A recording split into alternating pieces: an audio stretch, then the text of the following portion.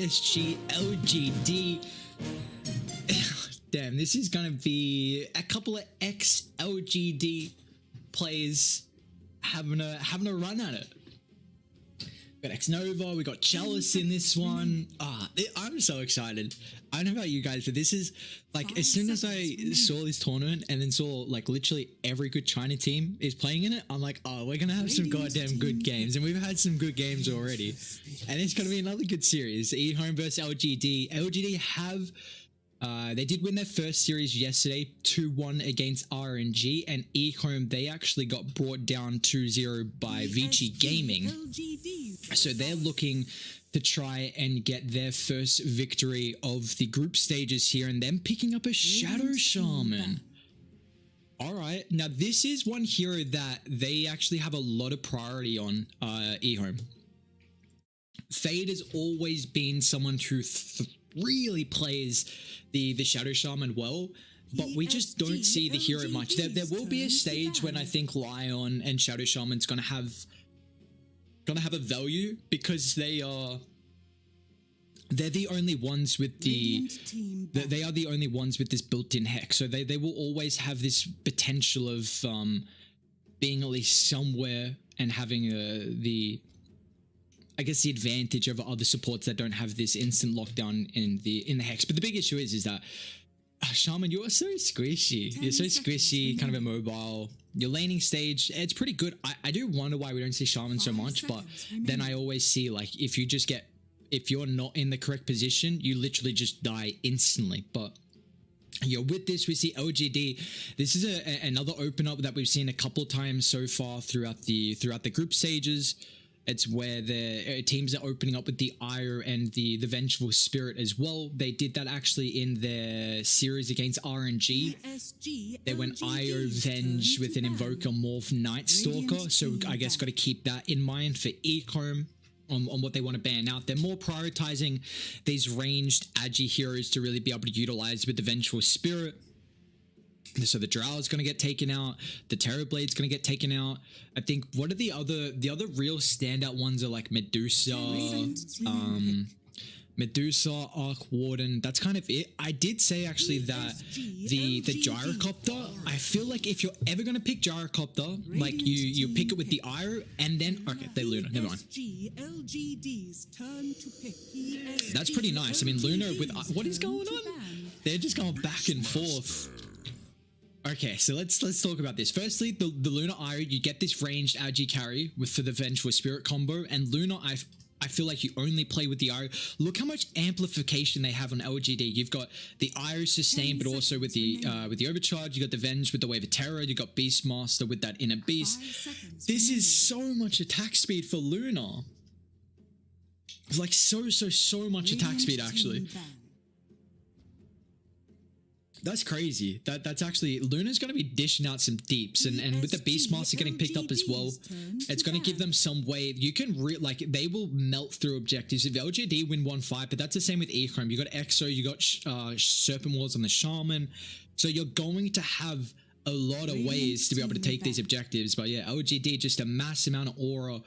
And the sustain could be there as well. Like both teams, we're going to see some very long drawn out fights because Death Prophet's high sustainable. You want to really utilize the full exorcism. Slaughter as well likes a long drawn out fight, just being able to dish out multiple corrosive hazes. Oracle just constantly healing. And that's kind of the same with LGD. A lot of sustain going to come through with the Iro, just this aura that they have at the moment. So well, EHOME, they're looking for their position 1. LGD ban out the Morphling, they ban out the Phantom Assassin, just some heroes that are going to be able to play versus the Luna.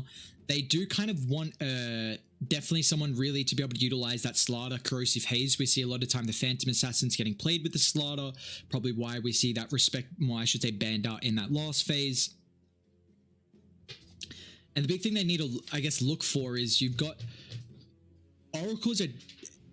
this is going to be a very difficult lane. What is it? Beastmaster with a... Beastmaster Ire?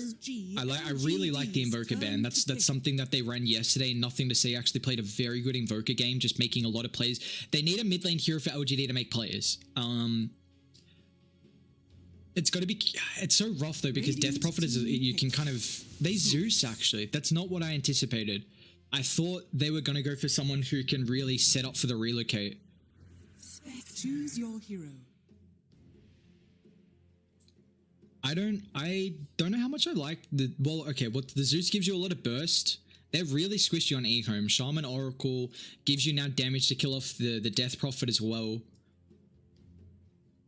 They don't really have anyone to sit in the front. I guess Luna with the auras and the sustain from XinQ. But I love this Spectre pick.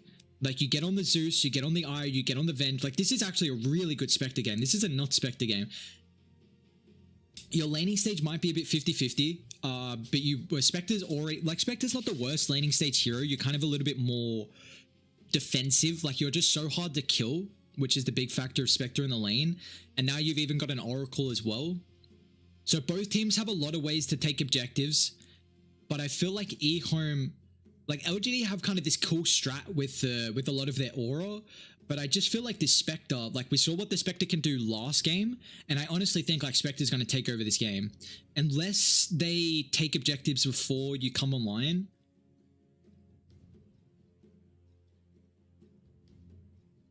But can you even get on top of the Zeus, though, before this? So, Chalice... We've seen a couple times the Slaughters going the Midas, and if they don't go Midas, they're kind of rushing that Blink.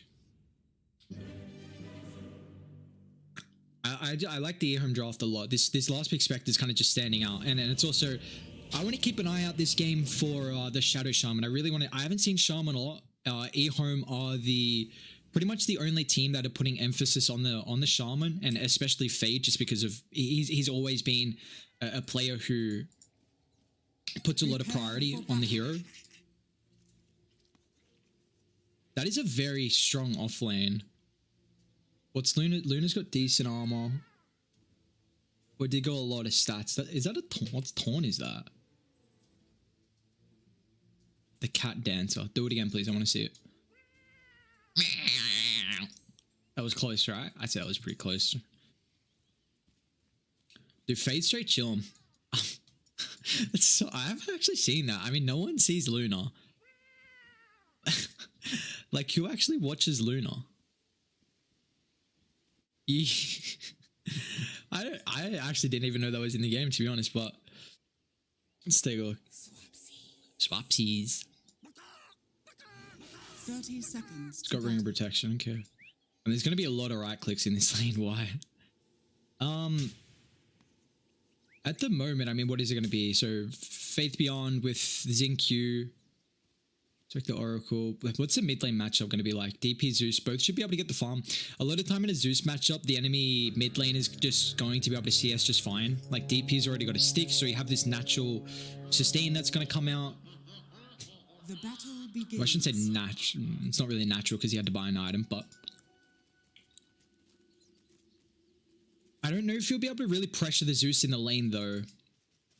The DP is pretty well known to be someone who can really body you down. And especially like against a melee matchup where you just kind of suck him dry with the Siphon. Fade, actually? That's going to be a lot of wasted time. Dude, that's so funny. Wait, sees the courier, though. He might get it. No, nicely done. Okay. But yeah, I mean, Zeus, 310 movement speed. He can just stand in the backline with the Arc Lightning. He's also early on has a little bit better base damage. What's the range difference? 600, 380. I thought it was like 440 or something like that, not 380. I guess that's the one thing about the Zeus, that he won't be able to right-click top lane. Venge is in trouble here as Fade's going to be able to find First Blood. That's not the worst hero to give First Blood to, so he's instantly going to bring out a mass amount of mangoes. Oh, he almost got to that camp as well to block it. That would have been massive if he blocked the camp there. Because how's the creep eco even looking at? Oh no, there is just equal up for wave apiece. It's a nice little cheeky First Blood you're able to find here. Meanwhile, this bottom lane as well. Faith Beyond, they have an okay way to deal with the boards. It's probably Dagger with the Purifying Flames. You have to commit both abilities. A Beastmaster very much relies on having the boars actually in the lane. Just that extra damage, and the slow is so annoying as well. So EHOME should be able to deal with the boars at that stage, and it's really going to get rid of a lot of the aggression potential that you can have in the laning stage from LGD. And Sccc is already starting to take it. Even the Dispersion's really going to help out at kind of slowing down any early aggression they want to put against him. I mean, it's only 7% damage reflected, so it's not the strongest early. And this is a thing. I mean, what does Avenge do as a... Is this a kill, actually? Why doesn't have a TP? I think you're dead. Like, I'm 100% certain you're dead. 290 movement speed compared to the 330. Maybe I'm not 100% certain. White does actually somehow get some distance. 140 damage if it can find him. Nah, nice jukes from Y. Alright, well, it does force out a lot. I think that's double salve from the Venge there. And that's what the thing about the Shaman. You've got such good base damage, so you can harass out incredibly well.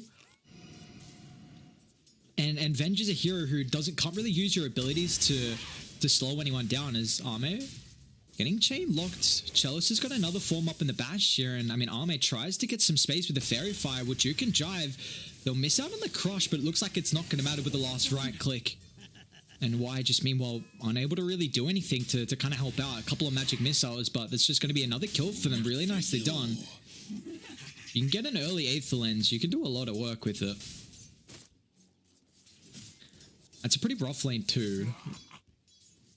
Like the Venge as a laning support, they have the extra level, or actually Guardian Sprint instead. So Chalice with the beam, a couple more right clicks. Y's got to be careful though, because they might be baiting from Fade. They get the bash and the crush out, and Chalice really nicely done. That one right click into the crush. I mean, he still ends up dying, but I feel like he's okay with that. Like he goes back to the base.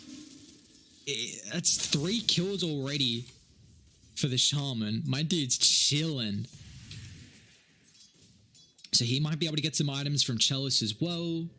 Oh, he didn't drop anything. I guess he probably just wants to save it for the Arcane Boots, I imagine.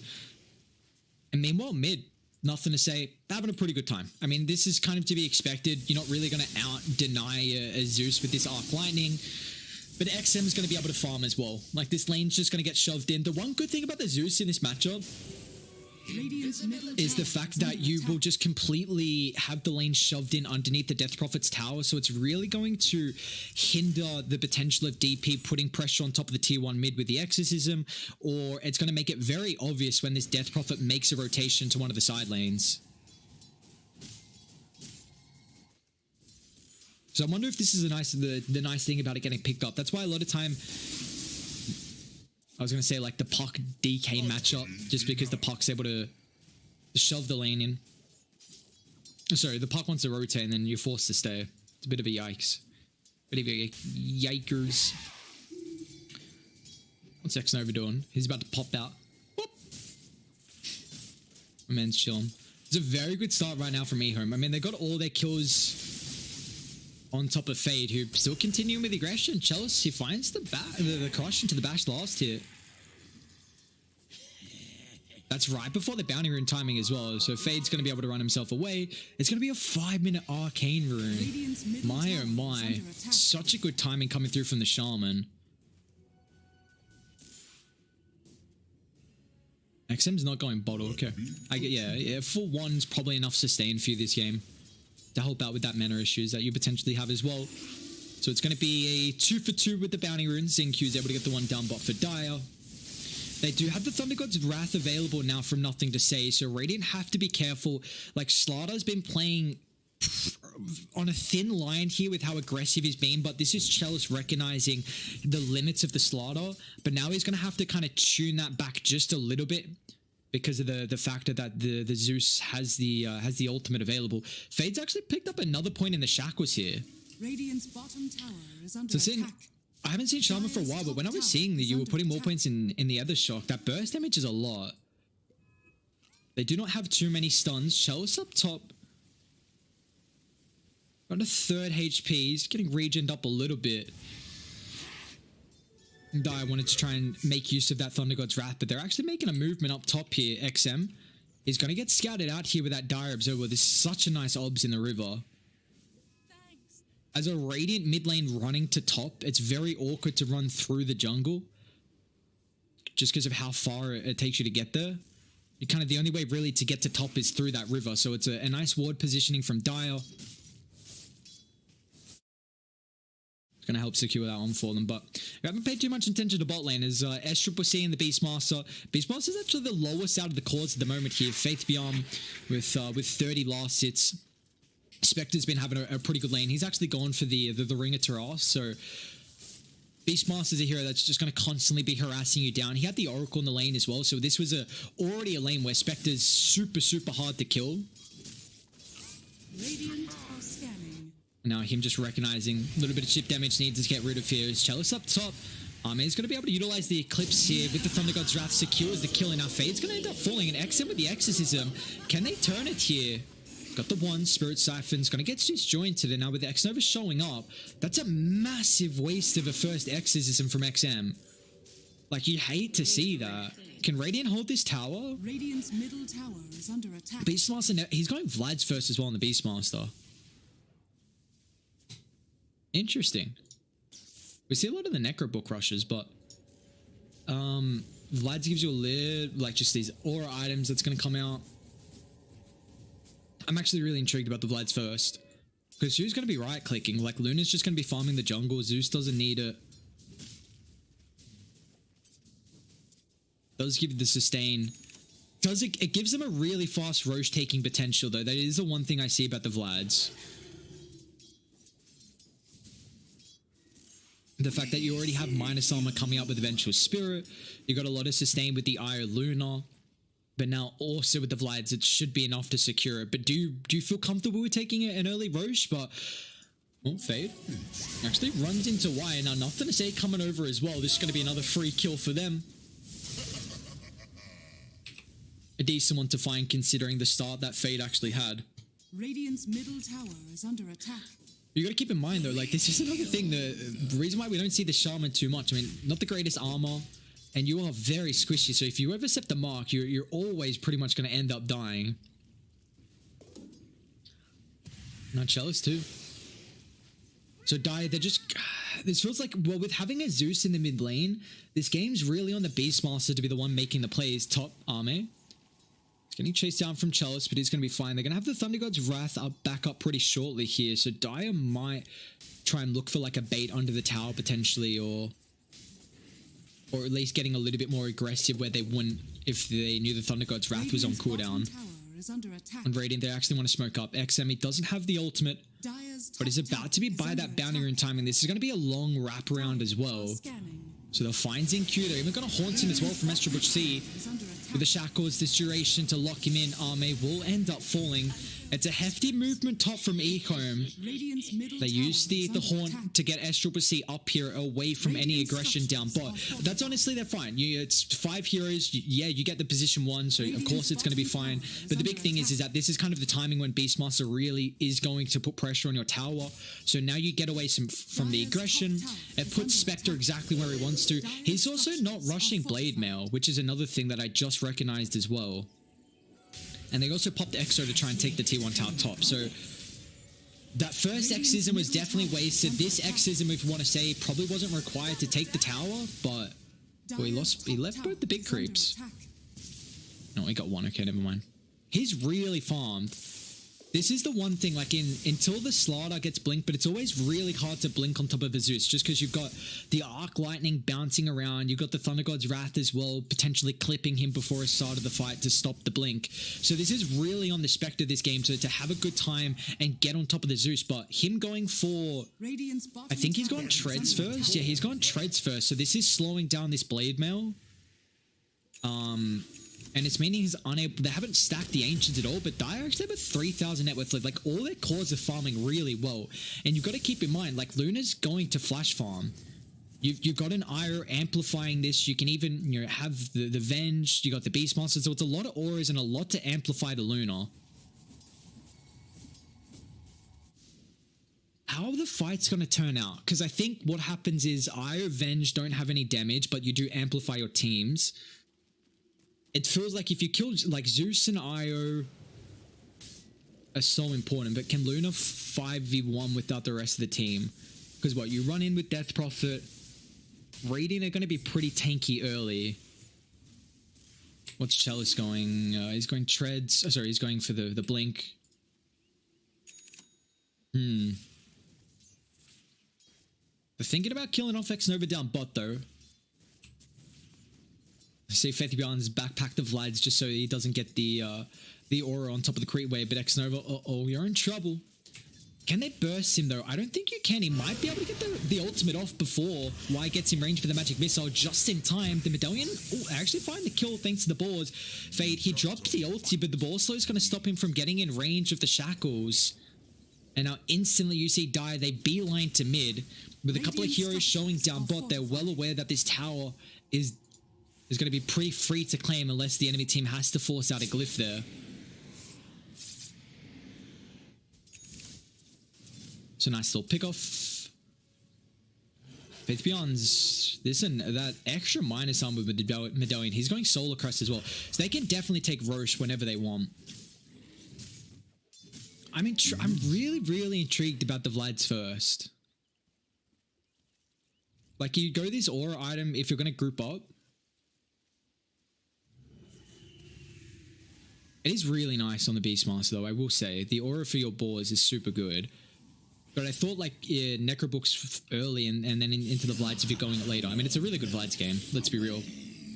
Radiant, making a pretty deep movement. Fade, though, is just going to end up feeding his life here. Now with the Haunt as well. They don't want to jump to the back. Now, LGD, they can take it to the fight if they want to. Sccc is actually going to show up here now with the crush on top of the back line. Chalice locks in too, but it doesn't matter because they haven't found the Zeus. The Thunder God's Wrath, so much damage globally. NothingToSay finally comes in as well. It's a full man wipe as EHOME. They lose everyone. Arme just holds his ground with the sustain. Alright, well, the Vlads pays off there. If you take a fight like that where you're all grouped up and Beastmaster's there, then man, oh man, yeah, it's going to help out with the sustain. That was an incredible fight for LGD. 5,000 net worth ahead. They're now going to be able to take the tier 1 tower mid as well. Very good fight. That's just the aggressive move where they try and infiltrate the jungle where they had kind of a ward to the eastern side, but man, it just didn't make it work at the start. That was the reveal of the Blink Dagger as well from the Slaughter.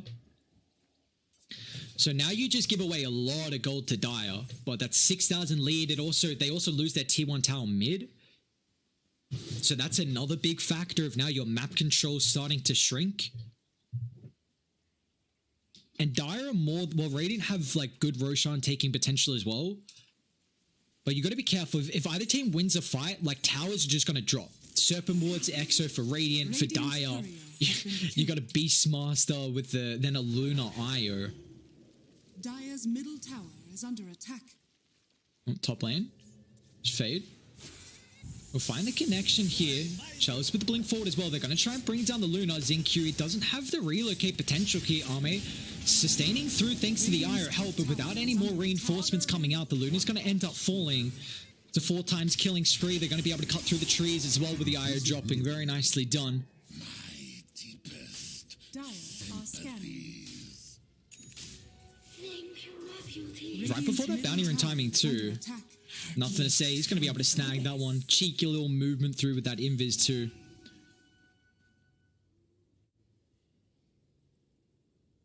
How's what's Y? What's Y doing? He's got another medallion. I guess the armor. I mean, there's a lot of actually physical damage from Radiant if you keep in mind.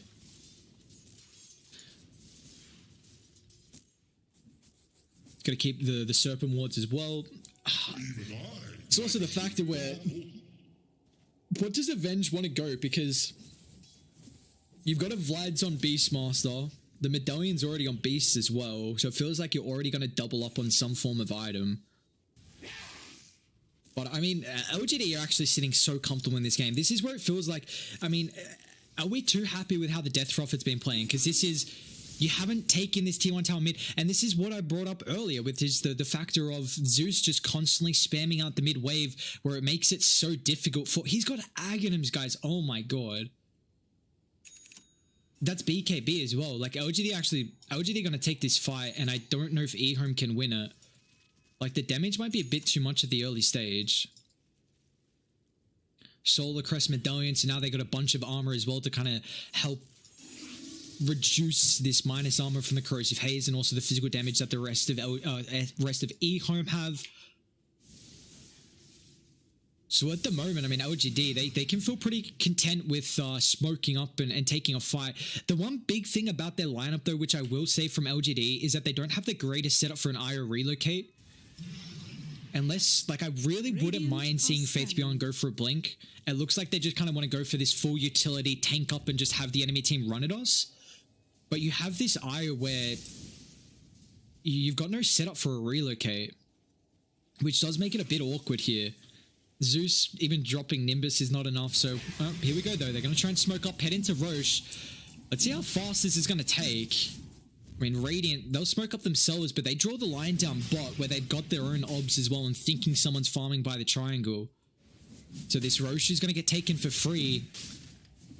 And Dire was so aware, like, you just got BKB, you just got Nimbus as well, so both these items, and they've got very good vision around Roche as well. 1 obs, double Hawks as well in the tri-camp. Well, they'll get the corridor at least. What was he building into? Building into the Lotus, okay. Even more armor. And also, that's such a good Lotus all game. Against a single target from the Shaman. Slaughter as well, being able to purge off the corrosive haze. Dude, Armin's so funny with that. He's really farmed. I love the spec of this game, but I'm just worried that Sccc, now with Dire having the ages, what Dire need to do is probably take T1 tower top, and I mean, tier 2 top is not as important as probably what the bottom one is, but you really need to get control of the triangle camp. Because Spectre going for kind of this blade mail build allows you to be an ancient farming hero with maxed out dispersion and with the blade mail. Because usually you wouldn't think of Spectre as someone who's going to be able to farm the triangle camp. Dire's bottom tower is under attack. But now this is where LGD want to get situated. You want to control both top and mid, take away the ancients, put pressure on both the towers, and now you can link up. You see the lines drawn. Do they want to smoke if they got one? They do on Y. Do they even care about losing the tier 1? Like, you can probably just take the tier 2 without it carrying the world. Io's got the Philosopher's Stone. Radiant's top tower is under attack. It's going to be pretty nice for him. You got to drop Serpent Wards for this. Just feels like those exorcisms early on. That first exorcism was really wasted, and then the second one as well. They probably would have got the tower without it. So we haven't really felt like these exorcisms have been too game winning. And look at why hunting. The Hawk Vision. He's on the prowl. If anyone gets revealed here, He could terror into a swap. Oh, he sees xNova. That's a big target if they can pick him off here, and they will be able to with drag back. And why? He doesn't care. He just swapped himself inside the base, but Radiant, they weren't there to at least make that punishable. And now Sccc down to half HP. I mean, this tier 3 is just going to end up falling here. We're not even 20 minutes into the game. Like, what do you do? There's so much sustain on Arme, and now with the tier 3 tower down, the Luna's just going to be able to free, and Chalice can't blink because of the glaive, so he's got to be careful as well. You've got a Zeus to keep in mind, and now the glaive's bouncing back and forth. So if Chalice moves anywhere, he's going to get hit by the glaive, so he can pretty much only jump on Arme. And now that's just a full set of racks. Man, LGD, 12 minutes in. Oh, sorry, 12 minutes in. 20 minutes in with a 12,000 net worth lead. They do have some bounties to claim across the map, which looks like they're going for down bot with NothingToSay, who just picks up his own blink as well. I don't know if I would like them to stay around the triangle camp, but I guess there's nothing there for them to hold. The obs now to protect, but looks like they don't even care. They're just going to walk down mid. Radiant's middle tower Radiant gonna have to do something. Where's the Slardar to jump though? Like, he's not there. He was off to the western side. And the factor of the vision right now, just a constant spam of the Hawks. Faith Beyond's always got tabs on them. And now that's just another tier 2 tower dead. And also bot got shoved in previously from NothingToSay. Man, they're just gonna go back up higher ground. Like, Radiant, you're gonna have to do something here. Chalice is gonna try and wrap on the back. You need to deal with anyone but the Luna. Jump on top of the arrow. It's a nice two-man crush as well with the Serpent What's trapped inside. Luna's taking a decent amount of damage, but look at the sustain coming through with the moment. Now with the Thunder God's Wrath. Radiant, they're all down to about half HP with the swap back as well. XM protected thanks to the false promise here. They're able to take this fight though. You're set it up. He's getting the sucky suck with the heal back up to full, but oh, bye-bye. NothingToSay. That magic damage shreds him down. And now that's a fight where they just get the ages and LGD don't lose anything else. They popped everything. Haunt, Serpent Woods, Exorcism, Sccc. That's it. That's game. LGD, man. What a game one performance. 21 minutes in. There's aura kind of push strat coming out before the Spectre really gets online. I am speechless. What went wrong that game?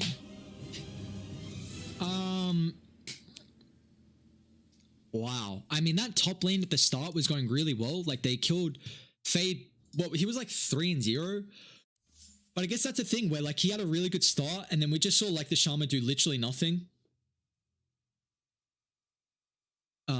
This is a good, yeah, I don't know. Like, it's the draft from EHOME I didn't actually mind. Like, I didn't hate the draft. But you see what happens when LGD get like any little bit of breathing room, where you have these aura items, you're super tanky with the sustain, and EHOME just won't really able to do anything at that stage.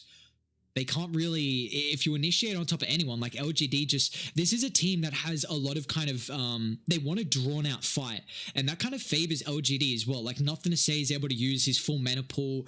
Io has all the sustain. Any aura lineups can really thrive in these full on fights as well. And early on, before EHOME really gets, you know, the items on Spectre, the levels on XM as well, it just really felt like a lackluster game from EHOME. Like, LGD just hit their timing. Like, that's pretty much all we can say. The fact that they were able to amplify Luna's farm, stack up the jungle a little bit, provide the space, and it was a big factor as well. This matchup mid, we highlighted a little bit in the game, I'll bring it up again now, was that the Death Prophet Exorcism didn't feel like it did anything, honestly. Like, as a hero, what you really want to do is you take that tier 1 tower top, you go mid, take that tier 1 tower, then you can probably either have the opportunity of going into Roshan, taking that, or getting another objective with the Exorcism. But because the fact that LGD, they have this Zeus that can just shove out the lane and really make it difficult. So with XM, if he rotates top to try and take a tower, well, then it's super obvious because the lane's shoved under your tier 1 tower. And if you don't rotate, well, you don't take the tower mid because you don't have any creeps to kind of tank it up. So in the end, LGD, this is a beautiful game from them. And I think we've seen now 2 games where they've drafted the opener of the Ire Vengeful Spirit. And I have to imagine in the next game that it's going to get banned out here from EHOME. If they ban out both of them, I wouldn't be surprised, but we're going to have to see there's going to have to be something different in the draft, because finally I think LGD are going to get this respect with the IO and the Vengeful Spirit support duo. But we'll see if EHOME are indeed going to respect that one out, or if they're going to go for a similar sort of draft. But back to the clicking board, back to the at least they're going to have to theorize something here. Is LGD, a beautiful, beautiful game 1 performance from them. A 21-minute victory is going to be able to secure game 1. We'll take a short break, guys. Game 2 right around the corner.